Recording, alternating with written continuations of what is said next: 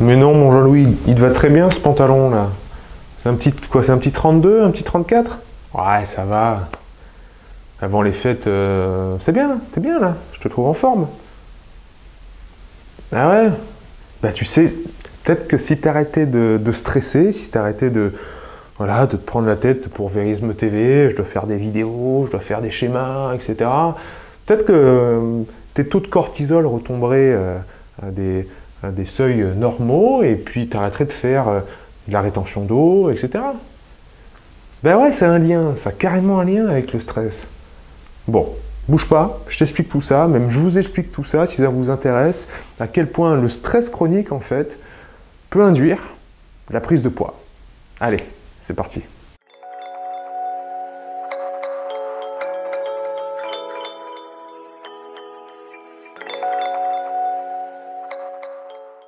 Avec mon pote Jean-Louis, là, on est en train de vous faire un programme H4H au cordeau, un nouveau module sur les techniques de respiration. Et dans ce module, je donne plusieurs protocoles selon vos objectifs.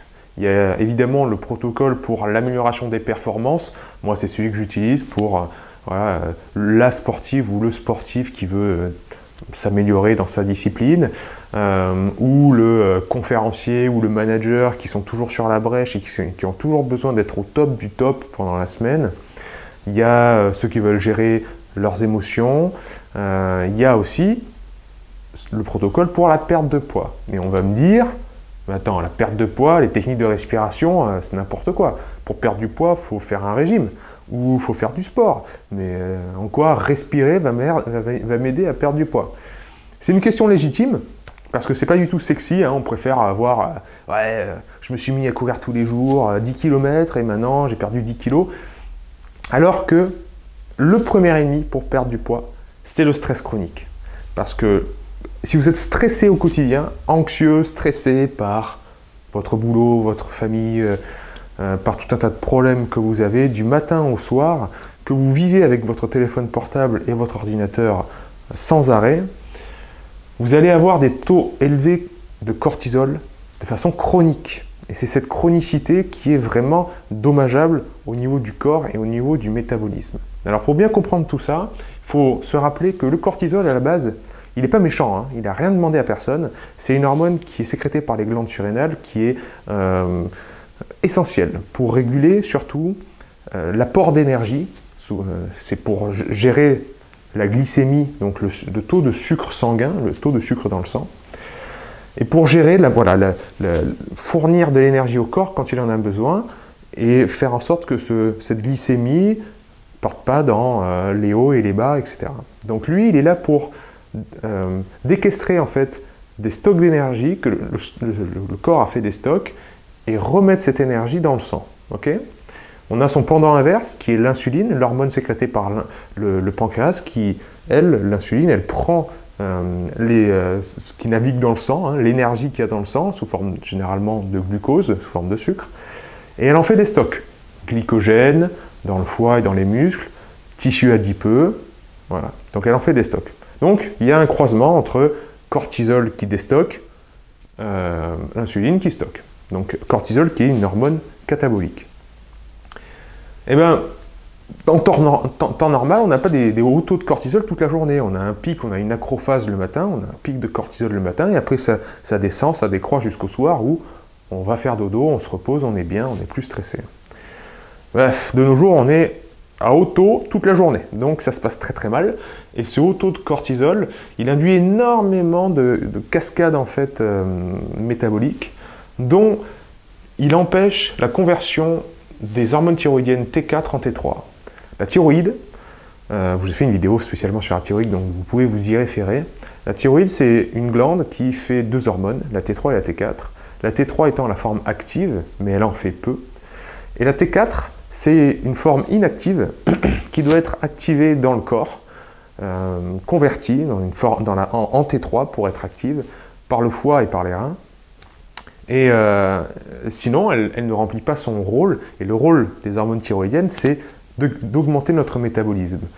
Quand vous avez une thyroïde qui carbure bien, vous avez vos cellules, en fait, qui ont un rythme soutenu. Vous brûlez beaucoup d'énergie. Alors, de nos jours, on le mesure un peu maladroitement avec le nombre de calories qu'on brûle. Bon, c'est toujours assez approximatif quand on dit une personne d'1m80 de 75 kg, elle brûle 2000 calories par jour. Enfin, on essaye de faire des calculs, mais c'est jamais très juste.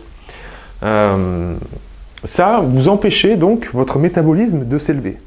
Donc vous empêchez votre corps de brûler plus d'énergie. Donc vous êtes plus fatigué, plus frileux.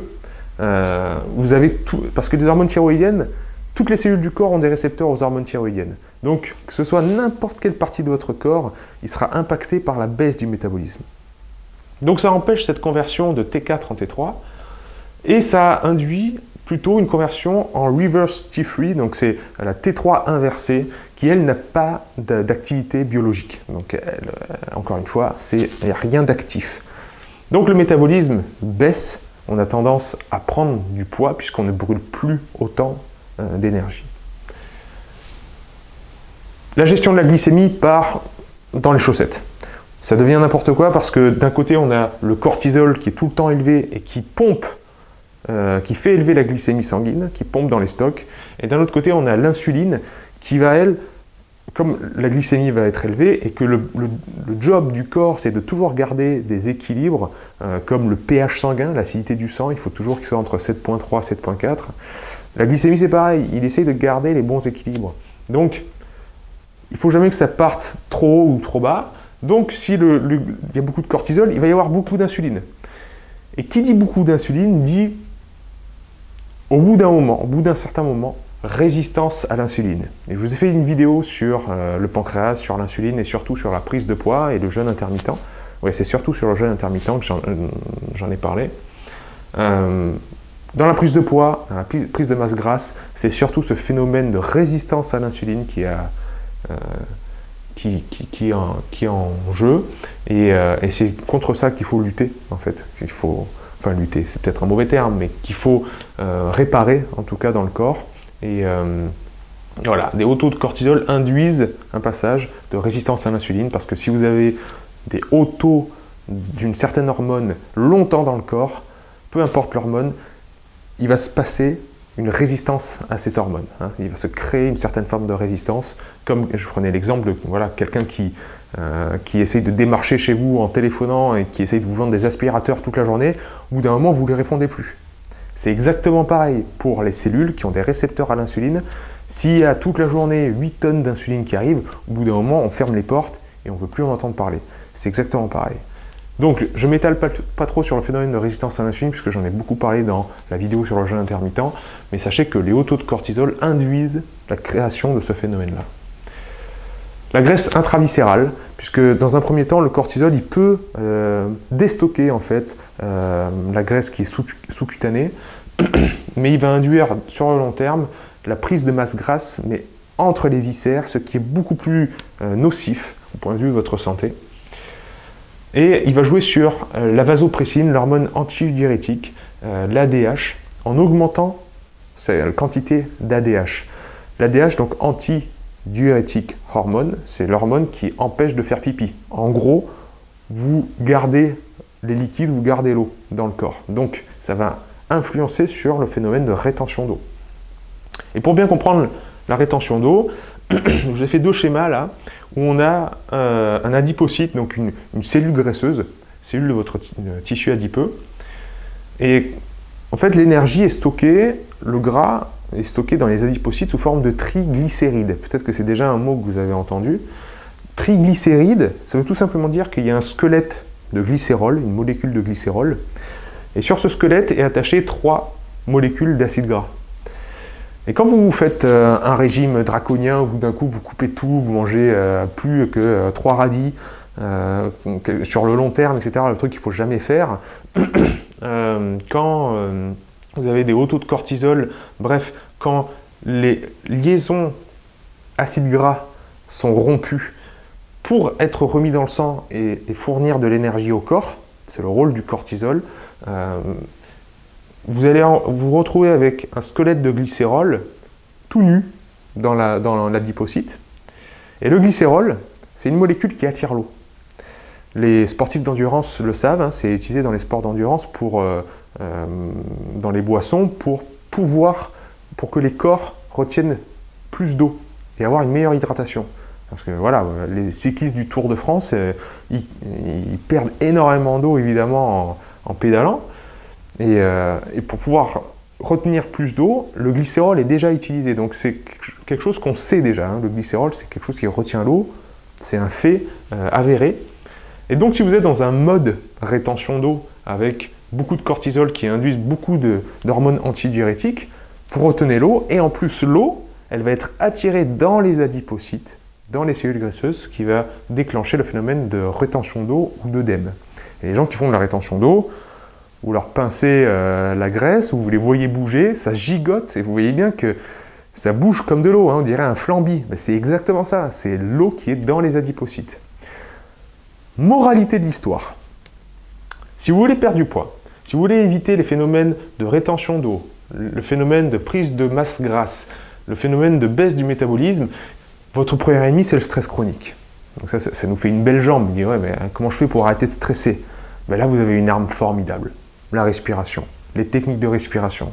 Et nous, on va vous apprendre avec Jean-Louis à utiliser la méthode Buteyko, qui a fait ses preuves depuis des dizaines d'années, la méthode Wim Hof, qui est tellement médiatisée de nos jours, le yoga Tummo, dont je vous ai parlé dans la résistance au froid, je vous en parle dans la loi de l'hormèse sans arrêt, et les méthodes de respiration que j'utilise moi personnellement, pour vraiment faire en sorte que au quotidien, vous ayez des outils pratiques pour sortir d'une problématique. Mais tout ça, ça marche uniquement si vous êtes discipliné sur le long terme et régulier. C'est pour ça qu'on a fait le programme H4H. Le programme H4H, c'est vraiment vous accompagner et vous tenir par la main. Parce que là, Vérisme TV, bon, je vous fais une vidéo avec Jean-Louis, ça dure un quart d'heure, vous éteignez, et puis après, le quotidien, il continue, et la mise en pratique, elle se fait jamais, quoi. Dans le programme H4H, vous aurez la théorie, toujours, on vous explique pourquoi on fait les choses, mais après, surtout, on passe à la pratique. Je vous montre les exercices et je les fais avec vous. Et il y a plus de 50 vidéos, entre 40 et 50 vidéos. C'est pour vous accompagner, vous ayez tout le temps une vidéo à mettre pour pratiquer au quotidien. Parce que si vous pratiquez au quotidien régulièrement toutes ces techniques-là, il n'y a aucune raison que ça ne marche pas. Voilà les amis, mon Jean-Louis, bientôt tu rentres dans ton 32, je vais te faire respirer un bon coup avec l'air frais qu'il fait là, c'est nickel. En attendant, mes véristes, je vous dis à la prochaine vidéo et n'oubliez pas que la vérité, elle est déjà en vous.